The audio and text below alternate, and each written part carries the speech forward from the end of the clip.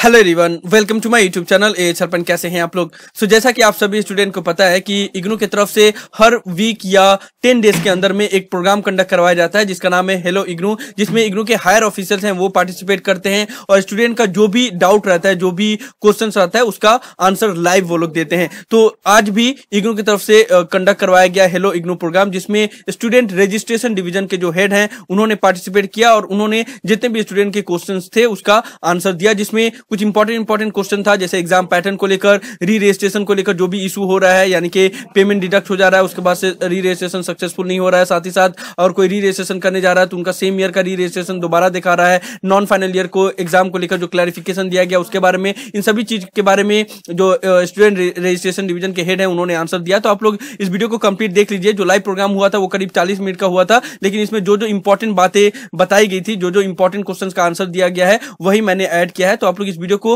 Complete देख लीजिएगा। आप लोग का जो भी अगर डाउट होगा इन सभी क्वेश्चन में से तो वो क्लियर हो जाएगा। हालांकि इस लाइव सेशन का पूरा वीडियो मैंने टेलीग्राम चैनल पे अपलोड कर दिया है, तो आप लोग टेलीग्राम चैनल को ज्वाइन करके और इस वीडियो को डाउनलोड कर सकते हो। लिंक डिस्क्रिप्शन में दिया हुआ है। साथ ही साथ आप लोग इंस्टाग्राम पे भी हमें फॉलो कर सकते हो, सभी का लिंक डिस्क्रिप्शन में मिल जाएगा। तो अब मैं आप लोग को वो सभी क्लिप दिखा दे रहा हूँ जो जो आप लोग के लिए इंपॉर्टेंट है। What will be the pattern of examination which you are going to conduct in this September 2009? Well, it will not be any different from the usual way of our examination. Okay. The questions will be the same. Okay. So you got a answer for that? That we are not going to, we have not changed any pattern, as it has been said in our earlier episode also, that we are going to conduct the examination with pen and paper. That means it is offline examination and we have to appear in this. But doctor Prasad, यहाँ पर एक और चीज मैं जोड़ना चाहूंगा कि हमारे बहुत सारे ऐसे स्टूडेंट्स हैं जो कि अभी इंटरमीडिएट ईयर या सेमेस्टर में हैं। जैसे कि किसी ने जुलाई 19 में मान लीजिए कि बैचलर डिग्री में एडमिशन लिया है और वो अभी फर्स्ट ईयर का एग्जाम देना चाहता है, या जुलाई 18 में लिया है वो सेकेंड ईयर का एग्जाम देना चाहता है, तो उनके मन में ये प्रश्न है कि हमारा प्रमोशन इस तरह से होगा कि नहीं, हमें मौका क्यों नहीं दिया जा रहा। तो उनके लिए एक क्लैरिफिकेशन भी हमने वेबसाइट पे डाल दी है कि आपकी परीक्षा सितंबर में ना होकर दिसंबर में भी जब होती है तो आपको कोई समय का नुकसान नहीं होगा, क्योंकि हम लोग साल में 2 बार एग्जाम कंडक्ट करते हैं। तो उनकी परीक्षा जो इंटरमीडिएट ईयर और सेमेस्टर में है और जिन्होंने एग्जाम फॉर्म भरा है और वो एलिजिबल है एग्जाम देने के लिए, उनकी परीक्षा हम दिसंबर में करेंगे। इससे उनको कोई भी नुकसान नहीं होने जा रहा है। अगर वो मिनिमम 3 साल में अपनी डिग्री कंप्लीट करना चाहते हैं तो वो ऐसा कर पाएंगे। साहब हैं, संभवतः कश्मीर से हैं। लोन साहब, आपका स्वागत है हमारे इस कार्यक्रम में। आपने पूछना चाहा है कि what about term and examination, इस पर थोड़ी सी सर। जी देखिए, हमारे वेबसाइट पर इसका नोटिफिकेशन आ चुका है that the university is in the process of conducting the examinations that were scheduled to be held in the month of June will be held in September. So, but this examination will be conducted only for the final year or final semester students at the moment, as per the guidelines received from MHRD and University Grants Commission. Right. एक रजनी मुखर्जी है।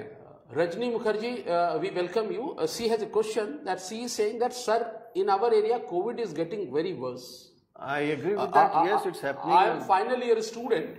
Please reconsider examination dates and time.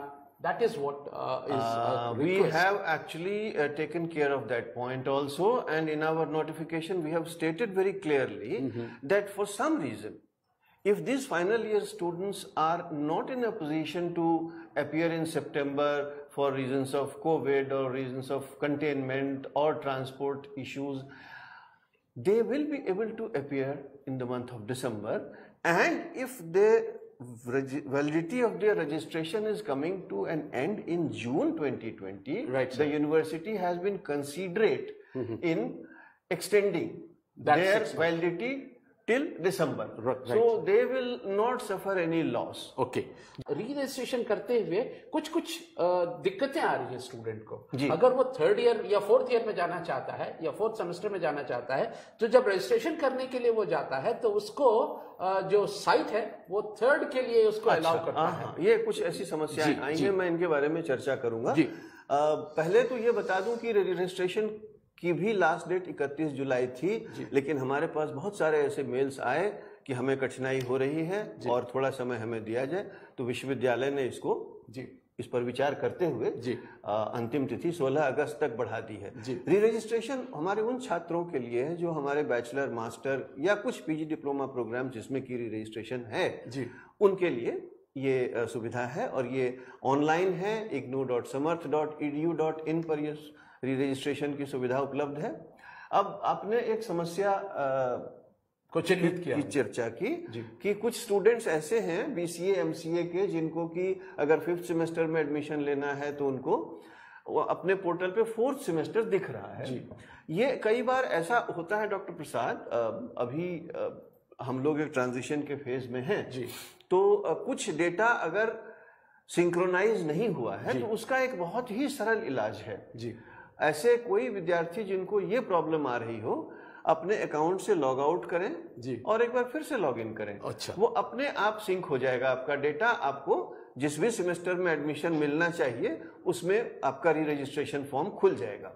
इस बार हमने कुछ ऐसी व्यवस्था की है इस पोर्टल पे कि जो लोग री रजिस्ट्रेशन के लिए एलिजिबल हैं उन्हीं को वो फॉर्म दिखे, गलती से कोई री रजिस्ट्रेशन ना भर दे। तो इसके लिए ये एक सेफ्टी मेजर है, लेकिन इसमें कई बार डेटा सिंक ना होने के कारण ये समस्या आती है। तो बस simple thing is that you log out of your account and log in again and you will see that your data has been updated. 30 second में सर ये सिंक की क्या प्रोसेस है, मतलब इसका क्या? सिंकिंग दरअसल दो सर्वर्स के बीच में डेटा है, तो वो data these two servers talk to each other। अच्छा, जो हमारा पिछले 10 साल का एडमिशन डेटा है वो एक सर्वर पर है और उसको हम लगातार फेच करते रहते हैं, अपडेट करते रहते हैं। हमने सुना लैटरल एंट्री जैसी एक व्यवस्था इग्नू के अंदर है। ये लैटरल एंट्री क्या है और ये किसके लिए सहायक है, किनको ये फायदा पहुंचाता है? हमारे ऐसे कुछ प्रोग्राम्स हैं डॉक्टर प्रसाद जिनमें कि अगर स्टूडेंट ने एक पीजी डिप्लोमा हमारे यहाँ से किया हुआ है, उसको हम रिस्पेक्ट उस डिसिप्लिन के मास्टर्स डिग्री प्रोग्राम में सेकेंड ईयर में एडमिशन देते हैं। ये बहुत ही स्पेसिफिक केसेस हैं, तो मैं कुछ की चर्चा अभी कर देता हूँ। जैसे अभी हमने जनवरी 20 में एक नया प्रोग्राम शुरू किया, master of arts in journalism and mass communication. इससे पहले हमारे यहाँ PG diploma in journalism mass communication था। तो अभी ये एक व्यवस्था हुई है कि जिन लोगों ने PG diploma in journalism and mass communication successfully IGNOU से, दूसरे यूनिवर्सिटी की बात मैं नहीं कर रहा हूँ, सिर्फ इग्नू से जो कंप्लीट किया है, उनको हम हमारे जो MA-JMC प्रोग्राम है उसके सेकेंड ईयर में एडमिशन दे रहे हैं और ये व्यवस्था हमारे ऑनलाइन एडमिशन पोर्टल पर उपलब्ध है। इसी तरह से हमारा एक प्रोग्राम है post graduate diploma in international business operations. इसको करने के बाद हम MCOM के सेकेंड ईयर में एडमिशन दे रहे हैं। उसी तरह से हमारा एक प्रोग्राम है PG diploma in counselling and family therapy. इसको करने के बाद हम वो मास्टर्स जो प्रोग्राम है उसका master of science in counselling family therapy उसमें दे रहे हैं। हमारे यहाँ एक बैचलर BBA रिटेल है, bachelor of business administration retail. जिन लोगों ने हमारे यहाँ से डिप्लोमा इन रिटेलिंग किया है उनको हम सीधा सेकेंड ईयर में एडमिशन दे रहे हैं। Second year of MCOM, second year of BBA। अच्छा, ऐसे और भी कुछ प्रोग्राम हैं जिनमें की ये व्यवस्था है। तो हम ये चाहेंगे कि जिन लोगों ने ये पीजी डिप्लोमा इग्नू से किए हैं वो अपना समय बचा सकते हैं, पैसे बचा सकते हैं और एक मास्टर्स डिग्री एक्वायर कर सकते हैं। रियल मोड के अलावे ऑनलाइन मोड पे भी एडमिशन कर रही है। जी बिल्कुल। वो क्या चीज है? वो हमारे 15 एकेडमिक प्रोग्राम्स अभी ऑनलाइन मोड में ऑफर किए जा रहे हैं। इससे पहले के कार्यक्रम में भी हमने इस पर चर्चा की थी कि ओडीएल मोड और ऑनलाइन मोड में क्या अंतर है। तो ओडीएल मोड में हम सामान्यतः विद्यार्थियों को एक रीजनल सेंटर, एक स्टडी सेंटर से अटैच करते हैं जहां की उनको सर्विसेज दी जाती हैं। लेकिन ऑनलाइन मोड में उनका जो एडमिशन तो ऑनलाइन दोनों ही मोड में, इसी ऑनलाइन मोड में ही होता है। लेकिन उनको सारी अध्ययन सामग्री ऑनलाइन मोड में मिलेगी, डिजिटल फॉर्म में ही मिलेगी, कोई प्रिंटेड मटेरियल नहीं मिलेगा। उनका assignment submission necessarily online mode में होगा। उनको जो भी एकेडमिक सपोर्ट है वो ऑनलाइन मोड में ही मिलेगा। तो हमारे 15 ऐसे प्रोग्राम हैं जो कि ऑनलाइन मोड में अभी ऑफर किए जा रहे हैं और उनका भी एडमिशन 16 अगस्त तक हो रहा है। उसके लिए लिंक जो है हमारे वेबसाइट पर है, ऑनलाइन प्रोग्राम्स का लिंक। एडमिशन की बात होती है तो हम कुछ शर्तों को कहते हैं कि आपने +2 की डिग्री आपके पास है, मार्कशीट आपके पास है, लेकिन ऐसा अक्सर देखा गया है कि विद्यार्थियों के पास या तो रिजल्ट लेट से डिक्लेयर हो रहे हैं और अगर रिजल्ट लेट से डिक्लेयर हुआ है तो उनकी मार्कशीट जो है वेब बेस्ड मार्कशीट उनके पास है, जो बोर्ड से जो मार्कशीट आनी चाहिए वो मार्कशीट उन तक नहीं आई है। तो ऐसे विद्यार्थियों को एडमिशन लेने में जो असुविधा हो रही है उसके लिए आपके पास क्या प्रिस्क्रिप्शन है? जी, ये बिल्कुल सही है, और इस बार तो विशेष रूप से ये सही है कि स्टेट बोर्ड्स के रिजल्ट देर से आ रहे हैं। सीबीएसई ने अपना रिजल्ट डिक्लेयर कर दिया है जी, लेकिन अभी शायद उनको अपना जो ओरिजिनल मार्कशीट है वो लेने में अपने स्कूलों से समय लगेगा जी। तो एक जानकारी मैं साझा करना चाहता हूं अपने सारे ऐसे विद्यार्थियों से जिन्होंने कि इस बार 10+2 सीबीएसई से पास किया है जी, कि उनका जो सर्टिफिकेट है वो डिजिलॉकर पर उपलब्ध है जी। वो डिजिलॉकर से अपना सर्टिफिकेट डाउनलोड करके, जिसमें कि डिजिलॉकर सर्टिफाइड लिखा हुआ होता है, जी, वो अगर अपलोड कर दें जी, तो कोई समस्या नहीं है, हम उसको एक्सेप्ट कर लेंगे। बड़ी अच्छी हमारे पास भी डिजिलॉकर से वेरिफिकेशन के लिए व्यवस्था की जा रही है जी, तो अगर वो डिजिलॉकर सर्टिफाइड अपना सर्टिफिकेट अपलोड करते हैं वेबसाइट हमारे एप्लीकेशन में जी, तो उसको हम एक्सेप्ट करेंगे जी। और ऐसे लोगों के लिए सॉरी जी, जिनका कि कॉलेज का डिग्री का अभी रिजल्ट नहीं आया है या आया है तो अभी वेबसाइट पे आया है जी, उनको मैं यही सलाह दूंगा कि हमारे पोर्टल पे रजिस्टर कर लें, और जैसे ही उनका मार्कशीट उनके पास आता है या वेबसाइट पे आता है वो उसको अपलोड करें जी। हम कोशिश करेंगे कि थोड़ा समय उनको दिया जाए, उनके पास जो ओरिजिनल मार्कशीट आ जाए वो अपलोड कर सकें हमारे पोर्टल पर। इससे जो इसमें कोई भी वो मौका ना छोड़ें, रजिस्टर जरूर कर लें, अप्लाई जरूर कर दें। अपलोड जो है वो लास्ट बट वन स्टेज है हमारे एप्लीकेशन प्रोसेस में जी, वहां तक वो पहुंच जाएं, और जैसे ही उनका रिजल्ट आता है उसको अपलोड करें जी।